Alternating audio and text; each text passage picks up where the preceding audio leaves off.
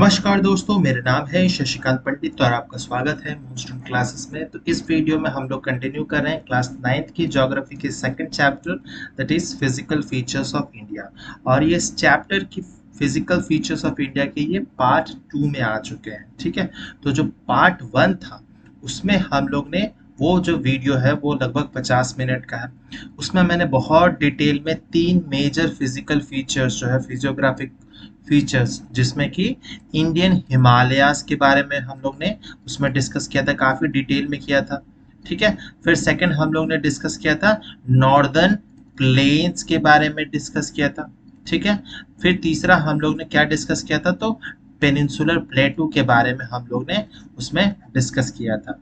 तो अगर यह वीडियो नहीं देखे हैं तो ज़रूर देखिएगा, काफ़ी इंपॉर्टेंट है ये वीडियो। तो अगर देखना चाहते हो तो उसका लिंक जो है आपको डिस्क्रिप्शन बॉक्स साथ ही साथ पिंड कमेंट में सारे ही लिंक्स दिए गए हैं, तो वहां से इजीली देख सकते हैं। इस पर्टिकुलर वीडियो में जो बाकी तीन जो फिजियोग्राफिक फीचर्स हैं ऑफ इंडिया वो हम लोग डिस्कस करेंगे, जिसमें हम लोग इंडियन डेजर्ट्स के बारे में पढ़ेंगे, फिर हमारे कोस्टल प्लेन्स के बारे में पढ़ेंगे और आइलैंड्स के बारे में पढ़ेंगे। ठीक है, तो ये हमारा इस वीडियो का मेन टॉपिक्स रहेंगे। ठीक है, तो अगर आप अन्य वीडियोस भी देखना चाहते हैं साइंस के, मैथ्स के या सोशल साइंस के अलग अलग भी, तो आप उसका भी लिंक सारे ही डिस्क्रिप्शन बॉक्स और पिन कमेंट में मिल जाएगा।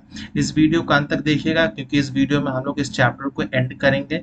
ठीक है, और इससे रिलेटेड जो क्वेश्चन आंसर होगा मैं उसके लिए एक अन्य वीडियो बना दूंगा।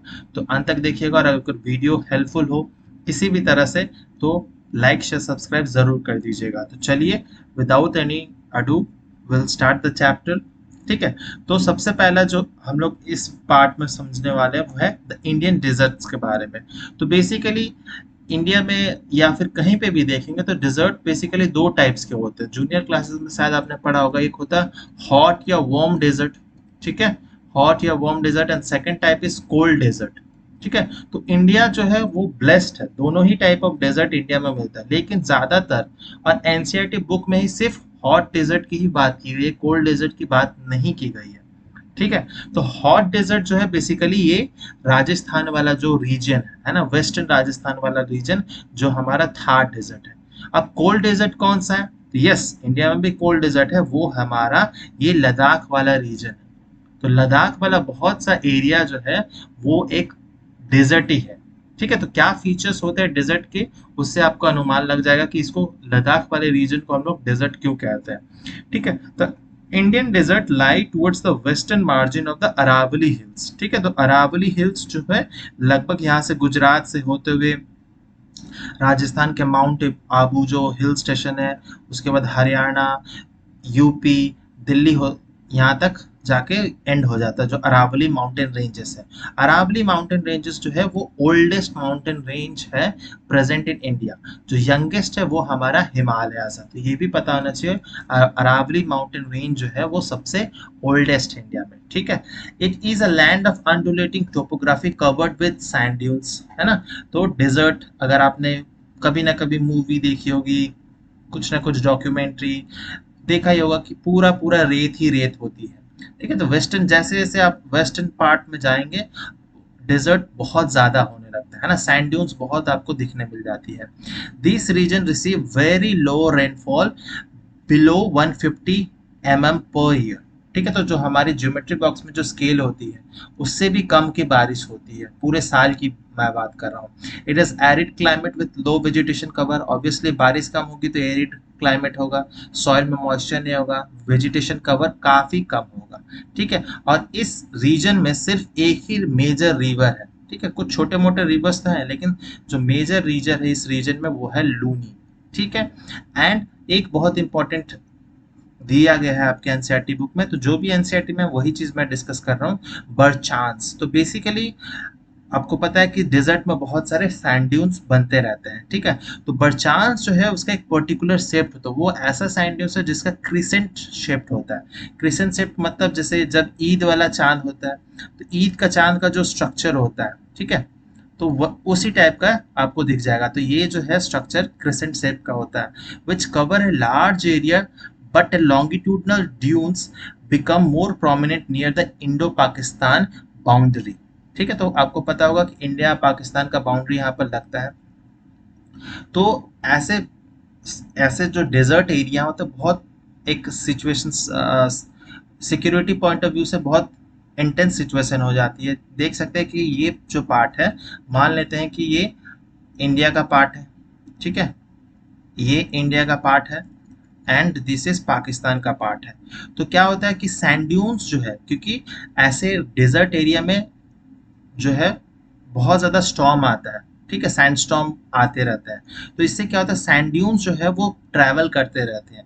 कहीं पे यहाँ पर सैंड ड्यून्स बन जाता है, कहीं पे खाई बन जाता है, तो ऐसे होते रहता है, ठीक है। तो क्या होता है, ये जो है बॉर्डर एरिया है ना, तो वहाँ पर बाउंड्री वॉल फेंसिंग की गई है। तो कभी कभी क्या होता है कि इतना ज़्यादा तूफान आता है, सैंड स्टॉर्म आता है कि जो बाउंड्री होती है, जो फेंसिंग दिया गया होता है, जो एलओसी होता है, वो कवर्ड हो जाता है विद द सैंड ड्यून्स। और कभी कभी क्या होता है, जो लोकल लोग होते हैं, ट्राइबल लोग, वो बॉर्डर पार कर जाते हैं। कुछ पाकिस्तान के लोग इंडिया में आ जाते हैं, कुछ इंडिया के लोग पाकिस्तान में गलती से चल जाते हैं, ठीक है। तो इस कारण से क्या होता है, बहुत लोग कैदी बन के रह जाते हैं। तो ये प्रॉब्लम भी होता है, ये बहुत ज़्यादा होता था पहले, लेकिन अब इसके सिचुएशन जो है बहुत कम हो गई है। सैंडस्टॉर्म जब भी आता है तो ये पहले ही नोटिफाई हो जाता है। तो अब ऐसा सिचुएशन नहीं रहा है जैसे पहले, आज से 25-30 साल पहले हुआ करता था।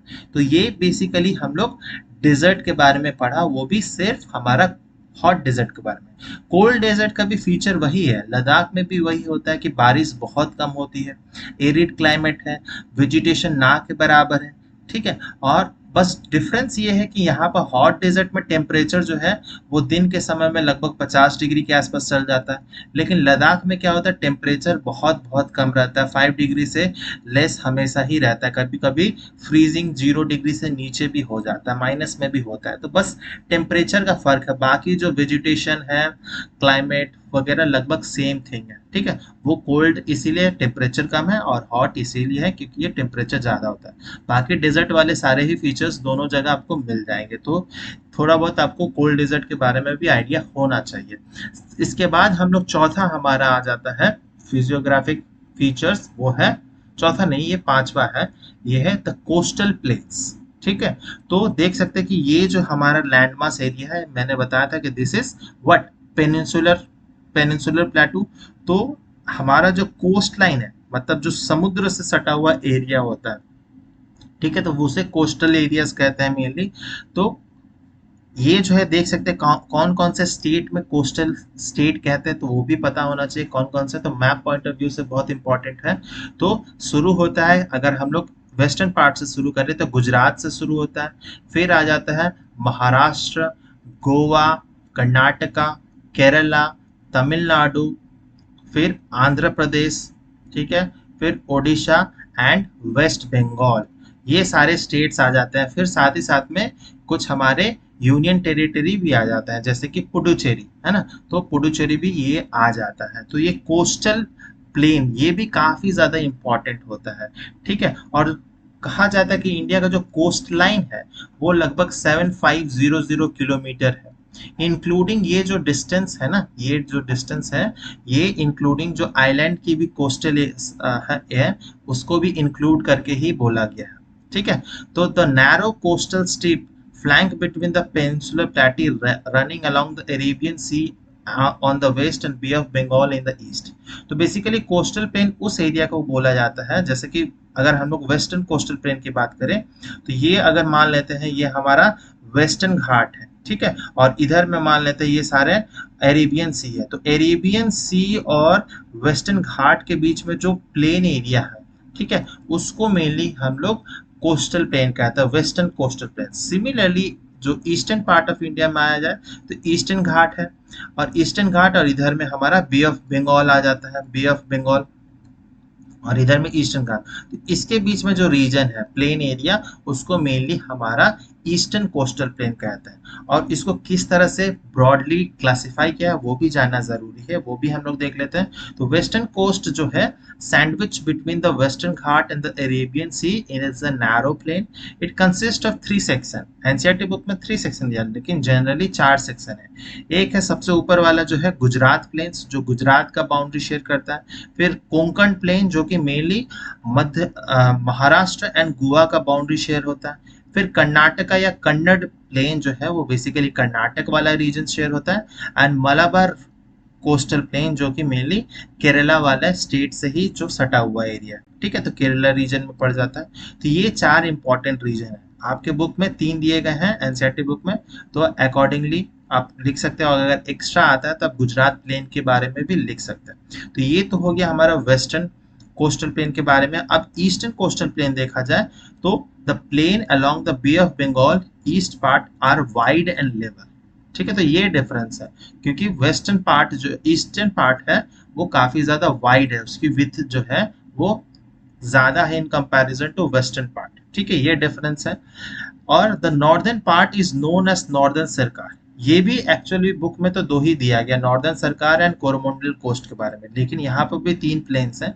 एक है उत्कल प्लेन, बेसिकली ये ओडिशा वाला रीजन में आ जाता है, ओडिशा एंड वेस्ट बंगाल का पार्ट आ जाता है। फिर नॉर्दर्न सरकार जो है वो ओडिशा का भी कुछ पार्ट है और साथ साथ आंध्र प्रदेश का भी आता है। फिर कोरोमंडल कोस्ट जो है some part of Andhra Pradesh and as well as Tamil Nadu, ये सारा आ जाता है कोरोमंडल कोस्ट में। तो ये सारे कोस्ट के भी नाम बहुत इंपॉर्टेंट है, मैपिंग में भी दिया जा सकता है। फिर large river such as Mahanadi, Godavari, Krishna, Kaveri are formed extensive delta on the eastern coast, ठीक है। तो ये डिफरेंस है। तो ये वेस्ट कोस्ट से ओरिजिनेट होते हैं, ये सारे रिवर्स जो है ये वेस्टर्न घाट के तरफ से ओरिजिनेट होते हैं मेजरली, एंड ये ईस्ट के तरफ फ्लो करते हैं, और ईस्ट के तरफ फ्लो करते हैं बे ऑफ बंगाल में सारा पानी गिर जाता है, और यहाँ पर ये लोग डेल्टा बनाते हैं। डेल्टा का फॉर्मेशन होता है ईस्टर्न कोस्ट में, तो वेस्टर्न कोस्ट में डेल्टा फॉर्मेशन नहीं होता है। तो क्वेश्चन जनरली ऐसा दिया जाता है कि difference between the eastern and western coast, ठीक है, कौन कौन से कोस्ट के मैपिंग में भी आ सकता है। तो ये रहा हमारा कोस्टल के बारे में।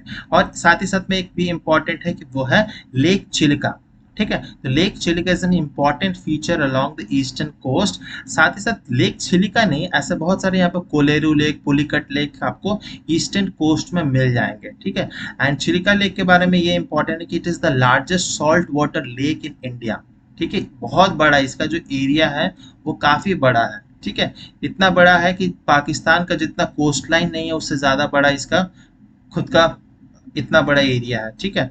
तो it lies in the state of Odisha to the south of the Mahanadi delta. तो ये south of the Mahanadi delta में बहुत बड़ा होता है, और ये जो बहुत, अगर आप बर्ड वॉचिंग में बिलीव करते हैं या फोटोग्राफी में बिलीव रखते हैं, पैशन है आपका, तो ये मस्ट विजिटेड प्लेस है लेक चिलिका जो उड़ीसा में है, ठीक है। और स्पेशली जब विंटर्स का टाइम होता है वहां पर बहुत सारे माइग्रेटरी बर्ड्स आते हैं, ठीक है। तो यहाँ पर बहुत अच्छा व्यू आता है, बहुत सारे अलग अलग बर्ड्स आपको, इंटरनेशनल बर्ड्स आपको मिल जाएंगे यहाँ पर, ठीक है। तो ये मस्ट विजिटेड प्लेस है। फिर ये हमारा कोस्टल प्लेन्स के बारे में हो गया। अब हम लोग लास्ट आ जाते हैं आइलैंड्स के बारे में, ठीक है। तो आइलैंड्स के बारे में हम लोग क्या पढ़ेंगे, तो बेसिकली 2 आइलैंड्स के ग्रुप है। तो आइलैंड किसे कहा जाता है, तो बेसिकली आइलैंड वो लैंड मास का पार्ट है जो चारों तरफ से पानी से घिरा हुआ है, ठीक है। चाहे वो रिवर हो, अगर रिवर से हो तो उसको रिवराइन आइलैंड कहते हैं, जैसे माजुली रिवर हो गया, माजुली आइलैंड हो गया। और अगर सी से या ओशन से घिरा हुआ है तो उसको हम लोग बेसिकली आइलैंड कहते हैं।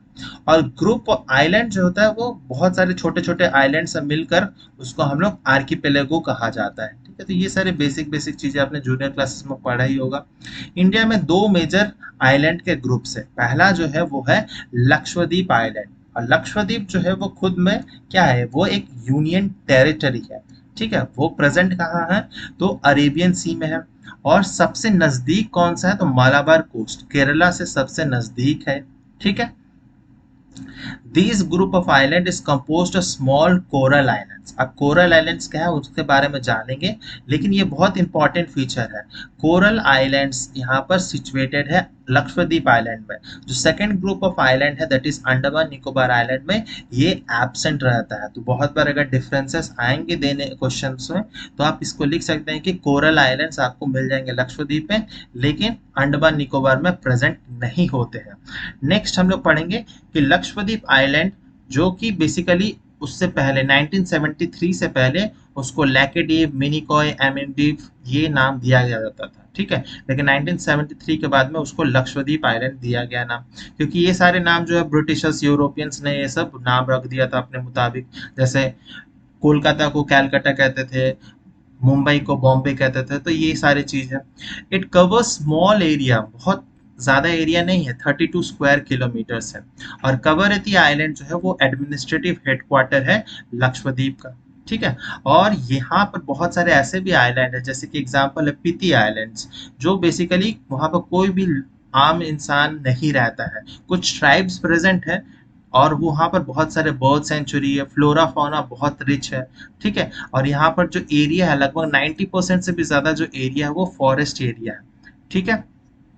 और यहाँ पर टूरिज्म बहुत ज्यादा नहीं होता है। जब मालदीव्स के साथ कंट्रोवर्सी हो गया इंडियन मालदीव्स का, तब हमारे जो प्रधानमंत्री है मोदी जी वहां पर गए, फिर वहां पर टूरिज्म बूस्ट करने के लिए बहुत सारे स्टेप्स लिए गए हैं। तो आने वाले 2-3 सालों में बहुत ज़्यादा टूरिज्म लक्षद्वीप में भी हो जाएगा, जैसे अंडमान निकोबार में होता है टूरिज्म, उसी हद तक यहाँ पर भी हो जाएगा। ठीक है। बहुत ज़्यादा मालदीव से भी दूर नहीं है, क्योंकि इसके जस्ट नीचे ही मालदीव स्टार्ट हो जाता है। ठीक है। मालदीव के आइलैंड स्टार्ट हो जाते हैं।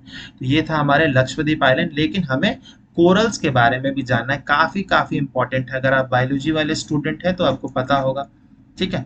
तो coral polyps are short lived microscopic organism, है ना। तो ये शॉर्ट लिव्ड माइक्रोस्कोपिक ऑर्गेनिजम्स हैं विच लीव्स इन कॉलोनीज। ठीक है। तो ये कलरफुल फोटोज जो है, अगर स्कूबा डाइविंग आपने किया होगा या वीडियोस देखे होंगे, तो उसमें ये सारे अलग अलग कलरफुल के क्रिएचर्स आपको देखते होंगे। तो these are just microscopic organisms which are called corals. और ये लोग ग्रुप में रहते हैं, इसीलिए ऐसा दिख रहा है ना। माइक्रोस्कोपिक है तो उससे तो हमें दिखता नहीं है, लेकिन ये ग्रुप में रहते हैं, कॉलोनीज में रहते हैं, इसीलिए हम लोग को ऐसा दिखता है। They flourish in shallow mud free and warm water. ठीक है। शैलो बहुत ज्यादा डीप वाटर में ये लोग नहीं रहते हैं। मड फ्री, मड प्रेजेंट नहीं होना चाहिए। पानी जो है बहुत ज्यादा ठंडा में ये लोग सरवाइव नहीं कर पाएंगे। दे सिक्रेट केमिकल, जो सिक्रेट करते हैं वो बेसिकली कैल्शियम कार्बोनेट ये लोग सिक्रेट करते हैं, CaCO3। The coral secretion and the skeletons form coral deposit in the form of reefs. तो बेसिकली ये सारे ये सब मिलाकर क्या कहते हैं, इसको रीफ कहा जाता है, क्योंकि कोरल्स बेसिकली सिक्रीट करते हैं, उनके स्केलेटन भी वहां पर डिपॉजिट हो जाते हैं, उस पर कैल्शियम कार्बोनेट का लेयर बन जाता है। तो दे आर, और रीफ भी अगर 3 टाइप्स के जनरली होते हैं, barrier reef, fringing reef and atolls. तो बैरियर रीफ जो है वो सबसे बड़ा, जो वर्ल्ड का लार्जेस्ट कोरल रीफ अगर कहेंगे तो वो है great barrier reef of Australia. ये ऑस्ट्रेलिया मान लेते, ये ऑस्ट्रेलिया है, तो ऑस्ट्रेलिया का जो नॉर्थ ईस्टर्न पार्ट है यहाँ पर ये ग्रेट बैरियर रीफ है। और ये जो है ये बैरियर रीफ के टाइप का है। फिर एटॉल्स भी होता है, तो एटॉल्स आर सर्कुलर और हॉर्सशू शेप्ड कोरल रीफ्स होता है। एटॉल्स ये जो है ज्यादातर आपको लक्षद्वीप आइलैंड में मिल जाएगा एटॉल्स। ठीक है। तो ये कुछ ऐसे जो घोड़े के पैर होते हैं उसके शेप के, ऐसे हॉर्सशू शेप के ये यहाँ पर एटॉल्स होते हैं। ठीक है। तो ये था कोरल्स के बारे में। ठीक है। तो आइलैंड्स की भी कितना ज़्यादा इंपॉर्टेंट है आप देख सकते हैं, और तो सोच सकते हैं इंडिया में सब कुछ प्रेजेंट है जो भी हमें चाहिए। फिर सेकंड ग्रुप ऑफ आइलैंड जो हम लोग समझेंगे वो है अंडमान निकोबार आइलैंड। इसका जो आप कह सकते हैं, इसका जो कैपिटल है, ये भी क्या है, एक यूनियन टेरिटरी है, और इसका कैपिटल जो है वो क्या है, पोर्ट ब्लेयर है। ठीक है। तो Andaman and Nicobar islands are an elongated chain of islands located in the Bay of Bengal। वो अरेबियन सी में था, ये बे ऑफ बंगाल में कुछ ऐसे करके आपको बहुत सारे मिल जाएंगे। ठीक है। और ये 2 ग्रुप में मेजरली डिवाइडेड है। जो नॉर्थ वाला पार्ट है उसको हम लोग अंडमान कहते हैं, और साउथ वाला पार्ट जो है उसको निकोबार आइलैंड्स कहते हैं। और जो लास्ट वाला जो आइलैंड है, ठीक है, उसको जो सबसे सदर्न मोस्ट है वो है ग्रेट निकोबार आइलैंड। ठीक है। और ग्रेट निकोबार आइलैंड का जो सदर्न मोस्ट पॉइंट है वही है इंडिया का भी सदर्न मोस्ट पॉइंट। वो पॉइंट क्या है, वो है इंदिरा पॉइंट। ठीक है। तो वो इंदिरा पॉइंट है, वो ग्रेट निकोबार जो सबसे सदर्न मोस्ट आइलैंड है। ठीक है। तो वहां प्रेजेंट है। ठीक है। They are bigger in size and are numerous and scattered. ठीक है। तो ये जो है ये काफी हद तक लक्षद्वीप के कंपैरिजन में बहुत सारे आइलैंड है यहाँ पर। ठीक है। And the island are an elevated portion of submarine mountains. तो सबमरीन माउंटेन्स क्या होते हैं, तो सबमरीन आपको अगर बता दो तो हिंदी में अनुवाद होता है सबमरीन का पनडुब्बी। तो जिस तरह से सबमरीन होती है, जो बेसिकली एक तरह से बेसिकली एक जहाज ही होती है जो पूरी तरह से पानी के अंदर में रहती है, ठीक है, और वो टॉर्पीडो लॉन्च होता है और उससे वो हम दुश्मन के जो भी एनिमीज है उसके कार्गो वेसल चाहे किसी को भी हम लोग अटैक कर सकते हैं, ठीक है। तो उसी तरह से सबमरीन माउंटेन्स वो माउंटेन्स होते हैं जो पूरी तरह से पानी में सबमर्ज्ड होते हैं, ठीक है। मान लीजिए ये पानी का लेवल है और ये माउंटेन जो है पानी के पूरे अंदर में है, तो उसको हम लोग सबमरीन माउंटेन्स, तो ये आपको मिल जाएगा अंडमान निकोबार में। फिर एक आपको वोल्केनो भी मिल जाएगा, है ना, बैरन आइलैंड के बारे में, ठीक है। तो वो सारे वॉल्केनिक ओरिजिन आपको इस आइलैंड पे मिल जाएंगे, तो काफी इंटरेस्टिंग है। और साथ ही साथ में there is a great diversity of flora and fauna. ये बायोलॉजिकल हॉटस्पॉट रीजन है, बहुत सारे आपको फ्लोरा फौना पेड़ पौधे जीव जंतु यहाँ पर मिल जाएंगे। और यहाँ पर भी लगभग 95% से भी जो एरिया है वो फॉरेस्टेड एरिया है, ठीक है। These islands lie close to the equator and experiences equatorial climate and a thick forest cover। तो वही मैं बोल रहा था, फॉरेस्ट कवर काफी ज्यादा है, इक्वेटोरियल क्लाइमेट होती है, कभी भी बारिश हो सकती है, बहुत गर्मी रहती है, ह्यूमिडिटी बहुत रहती है, ठीक है, तो ऐसा रहता है। एंड साथ ही साथ में यहाँ पर बहुत सारे ट्राइबल जो इंडिजिनस पीपल हैं वो यहाँ पर रहते हैं, अंडमानीज, निकोबारीज, सेंटिनेलीज, ये सारे ट्राइब्स का नाम है जो कि बेसिकली इस आइलैंड में रहते हैं ज़्यादातर, ठीक है। लेकिन यहाँ पर टूरिज्म बहुत ज़्यादा है इन कंपैरिजन टू लक्षद्वीप, और बहुत सारे सिटीज़ काफ़ी हद तक डेवलप्ड भी है, ठीक है। फिर हम लोग these island groups are great strategic importance for country. ये क्यों मैं बता रहा हूँ, ये देख सकते हैं, ये आपका है बे ऑफ बंगाल में सिचुएटेड है। तो ये जो सदर्न मोस्ट पॉइंट है इंदिरा पॉइंट या फिर पोर्ट ब्लेयर, ये सारे बहुत ज़्यादा स्ट्रेटेजिक है। ये सिक्योरिटी पर्पज से बोला जा रहा है, नेशनल सिक्योरिटी पर्पज से बोला जा रहा है, क्योंकि इस रीजन में जो इंडिया का सबसे बड़ा खतरा है वो है चाइना से है, ठीक है। और चाइना ऐसा कंट्री है उसके पास बहुत कुछ है लेकिन उसके पास ऑयल नहीं है, क्रूड ऑयल नहीं है। तो वो क्रूड ऑयल के लिए जो है वो मिडिल ईस्टर्न कंट्रीज पर डिपेंडेंट होता है, सऊदी अरेबिया, ओमान, ठीक है, यूएई, ईरान, इन सब कंट्रीज पे, इराक, ईरान पे ये डिपेंडेंट रहता है। तो उसको अगर तेल लेना है तो उसके पास दो ऑप्शन है, या तो वो लैंड रूट से जाएगा या फिर वो सी रूट से जाएगा। वो लैंड रूट से कम जाता है, क्यों जाता है, जाता है, ऐसा नहीं है जाता नहीं है, लेकिन वो खर्चा ज़्यादा हो जाता है, क्योंकि लैंड रूट से जो कॉस्ट होती है, लॉजिस्टिक कॉस्ट होती है ट्रांसपोर्टेशन का, वो काफ़ी बढ़ जाता है। और आपने बचपन में पढ़ा होगा कि जो वाटरवेज है वो चीपेस्ट मीन्स ऑफ ट्रांसपोर्टेशन है, इसीलिए चाइना क्या करता है, वो सी रूट लेता है। तो साउथ चाइना सी होते होते वो इधर आता है। और यहाँ पर जो सिंगापुर या इंडोनेशिया के पास में एक स्ट्रेट है, ठीक है, मलक्का स्ट्रेट, काफी इंपॉर्टेंट पॉइंट है ये। तो ये यहाँ से आकर ये चाइना क्या करता है, ऐसे जाता है, ठीक है, और यहाँ से घूमकर वो चल जाता है इंडियन ओशन के थ्रू मिडिल ईस्टर्न कंट्रीज के तरफ में। तो इंडिया का आप देख सकते हैं यहाँ पे बहुत ज्यादा पोजीशन यहाँ पर स्ट्रेटेजिक है। तो अगर ये वाला पार्ट जो आइलैंड है ये अगर डेवलप नहीं होगा मिलिट्री पॉइंट ऑफ व्यू से, तो चाइना क्या कर सकता है, चाइना आसानी से इसको काट सकता है, क्योंकि यहाँ इंडिया से भी काफी ज्यादा दूर है। साथ ही साथ में चाइना के बहुत सारे पोर्ट्स हैं, है ना, आपको श्रीलंका में मिल जाएगा, म्यांमार में मिल जाएगा, बांग्लादेश में मिल जाएगा, पाकिस्तान में मिल जाएगा। इसीलिए ये काफ़ी ज़्यादा इंपॉर्टेंट रहता है, स्ट्रेटेजिक इंपॉर्टेंस पॉइंट्स है, ठीक है। तो इसको डेवलप करना भी ज़रूरी है, लेकिन साथ ही साथ में काफ़ी ज़्यादा इकोलॉजिकली सेंसिटिव रीजन भी है, ठीक है। तो बहुत अच्छे से इसको डील करना ज़रूरी है, ठीक है। ट्राइबल लोग भी हैं तो बहुत अच्छे से इसको डील करना ज़रूरी है, इसीलिए मैं इसको अलग से समझा रहा था। तो ये हो गया हमारे सारे ही जितने भी फिजियोग्राफिक फीचर्स थे इंडिया में हम लोग कर चुके हैं। अब हम लोग जस्ट इसको कंक्लूड करेंगे इस चैप्टर को। तो इस मैप से आपको समझ आ जाएगा, ठीक है, कि हमारे पास हम लोग ने माउंटेन्स, इंडियन माउंटेन्स, जिसमें हिमालयास के बारे में पढ़ा।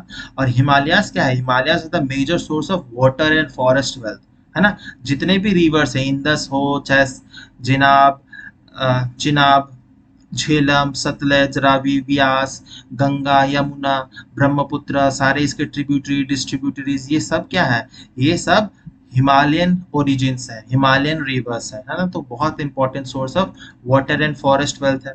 फिर जो नॉर्दर्न प्लेन्स वाला एरिया जो ग्रीन बेल्ट में है, are the greeneries of the country, क्योंकि ये फर्टाइल होता है, एलुवियल सॉइल रिच होता है, तो यहाँ पर बहुत ज़्यादा आपकी वीट की खेती होती है और राइस का खेती होता है, ठीक है, बहुत सारे सीरियल क्रॉप्स, एग्रीकल्चरल जोन है। एंड साथ साथ में they provide the base of early civilisation, ठीक है, ये तो पता ही होगा, हिस्ट्री में पढ़ा ही होगा। फिर the प्लेटू is the store house of the minerals, तो प्लेटू रीजन है ना, सेंट्रल हाईलैंड हो या फिर डेक्कन प्लेटू, ये बहुत सारे इसमें मिनरल्स होते हैं, बहुत मिनरल ओर्स प्रेजेंट है, iron ores, copper ore, gold, silver, सब कुछ आपको यहाँ पर मिल जाएगा, जो कि बहुत इंपॉर्टेंट रोल प्ले करते हैं इंडस्ट्रियलाइजेशन ऑफ द कंट्री में। फिर कोस्टल रीजन है, आइलैंड ग्रुप्स है, provide a site for fishing and port activities, बहुत सारे वाटर स्पोर्ट्स एक्टिविटी ये सब भी हो सकता है, ट्रेडिंग पर्पज से हो सकता है, बहुत इंपॉर्टेंट है। फिर जो थर्ड डिजर्ट, ऐसा नहीं है कि डिजर्ट का भी इंपॉर्टेंस है, बहुत ज्यादा इंपॉर्टेंस रहता है डिजर्ट का भी, ठीक है, लेकिन हाँ जितना कम हो सके डिजर्टिफिकेशन कम हो तो बेटर रहेगा, ग्रीनरी ज्यादा हो तो ऑब्वियसली बेटर रहेगा। ज्यादातर इसमें हम लोग क्या होता है, तो ज्यादातर इसमें टूरिज्म वगैरह ही होता है, इससे ज्यादा इसमें बहुत ज्यादा कुछ पॉसिबल नहीं होता है, खेती बाड़ी होती नहीं है, ठीक है। तो डेजर्टिफिकेशन को हमें रोकना ज़रूरी है, बहुत इंपॉर्टेंट है। और आइलैंड्स के बारे में, टूरिज्म, ये सब कुछ आपको यहाँ से समझ आ गया होगा। तो ये काफ़ी काफ़ी इजी भी चैप्टर था और बहुत इंटरेस्टिंग भी था। अगर आप इस चैप्टर को मैप के थ्रू पढ़ेंगे तो बहुत आपको ये सब चैप्टर समझने में बहुत आसान हो जाएगी। और ज्योग्राफी अगर आपको मैप क्लियर है, सब कुछ पता है कि कौन सा चीज़ कहाँ प्रेजेंट है, तो आपको पूरी ज्योग्राफी इजी लगने लगेगी, ठीक है। तो ये सारे जो रीजन्स हैं ये एक दूसरे को कॉम्प्लीमेंट करते हैं और हमारे पास इतने सारे रिसोर्सेस हैं, हम लोग आसानी से सब कुछ कर सकते हैं, ठीक है। लेकिन वही चीज़ आ जाती है, करप्शन वगैरह ये सब चीज़ आ जाती है, इसीलिए हम लोग उस तरह से डेवलप नहीं कर पा रहे हैं जैसे करना चाहिए, ठीक है। लेकिन ये बात की बात है, ज्योग्राफी पॉइंट ऑफ व्यू से ये चैप्टर एंड हो जाता है। इसके बाद मैं एक अन्य वीडियो लाऊंगा जिसमें से रिलेटेड क्वेश्चन आंसर डिस्कस कर लूंगा, ठीक है। तो इस वीडियो को देखने के लिए बहुत बहुत धन्यवाद। अगर वीडियो अच्छा लगा तो लाइक जरूर कीजिएगा, कोई डाउट हो, सजेशंस हो तो कमेंट बॉक्स में कर सकते हैं। शेयर एंड सब्सक्राइब नहीं किए तो जरूर से जरूर कीजिएगा, आप इंस्टाग्राम पर भी जुड़ सकते हैं। मिलते हैं नेक्स्ट वीडियो में, टिल देन बाय बाय, जय हिंद।